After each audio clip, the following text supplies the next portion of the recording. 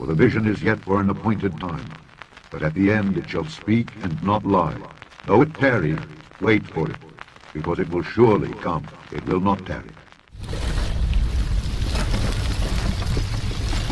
In the last few weeks, one of Australia's biggest banks made the move to go completely cashless. Can you imagine a bank without cash? In the past year, hundreds of bank branches have closed, signaling a shift towards digital transactions. And this trend isn't isolated to Australia only, it's global. And we're seeing a significant push towards a cashless society. Is this shift about convenience or is it about control? The smart mark has brought order to my life. Alongside this transition, an estimated 50,000 to 100,000 people worldwide have opted into microchip implants inside of their body. All money is to be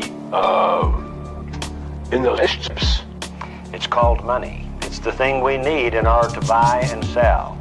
And it's nice to have some. Can you imagine there ever being a time when men will not use money?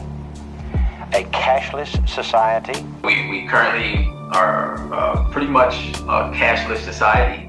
So you could think of biopayments making us a cardless and also the need for your phone society, where everything is secured via my bio and I do not have to have a physical card or have my phone to process a payment. A number could be assigned at birth and follow one throughout life, and most likely will be implanted on the back of the right or left hand for convenience, so it'll be easy to scan at stores. And it could be used as a universal identification card that would eventually replace all present forms of credit cards, passports, driver's licenses, and that sort of thing. That grain of rice is your entire wallet, or?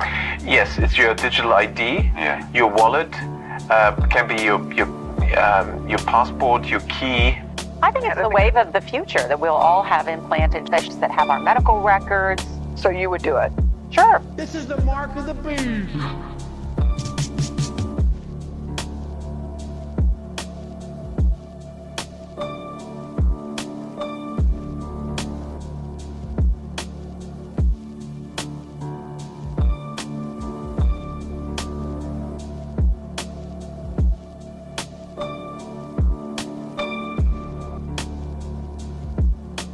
Governments around the world have been relentless in their push for digital currency and digital ID. Now, I have continually warned here in this place that this is a recipe for disaster. What happens when your data is hacked? What happens when the government blocks your access to money or services as punishment for stepping out of line, like Nigel Farage? There's an example. What happens when you exceed your carbon limit and you discover that your ability to buy and sell is suddenly cut off? I think we're all going to be microchipped one day. God, I hope not. Would you opt in or opt out? I would definitely opt out. I don't trust the government for a start.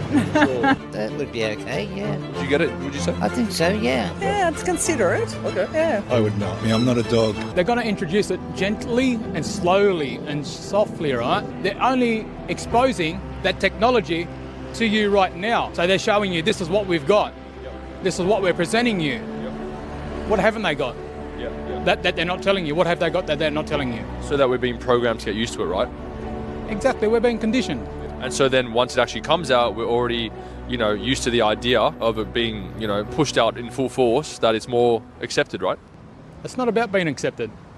We've got no choice. For people like Kayla Suzanne, embracing technology in the future is a clear way forward. So little birdie on the street told me that you have something in your body. Yeah, I do. And what is that thing? I've got an implant. It's a dual frequency implant. Is having a microchip in your hand made your life easier? Absolutely. I've got multiple businesses. I don't have to carry around a handful of business cards, and it leaves an impression. What are your personal thoughts on Australia becoming cashless as a society? Contrary to what you might think that I would prefer, I do not agree with it. I think it takes a lot of control away. I think if there was a chip implant for a payment, I would use it for convenience, but I certainly wouldn't want to just completely give all my power away to... How much did yours cost? Maybe $200. It wasn't too bad. And the procedure took what, like instant? It's like getting your belly button pierced or something. It's just a quick in, out, band-aid. Reminds me of myself.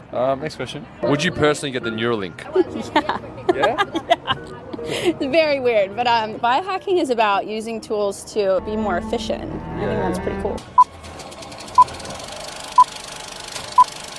I happen to know a few things internationally. That I know that there's a company in the US who's arguing that people already use mobile phones today and they have biometrics on those mobile phones, fingerprint or face, whatever, right?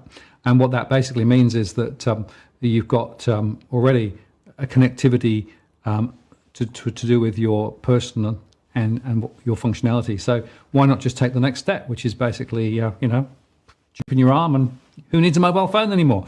And of course, there are a few high-tech people who actually have already gone down that route and actually have chipped themselves and are using it as part of their own experiments or whatever. But the idea of pushing this more generally into the population, and I can't help but say, well, you just have a ish and you have central bank digital currency, put those two things together, and what have you got?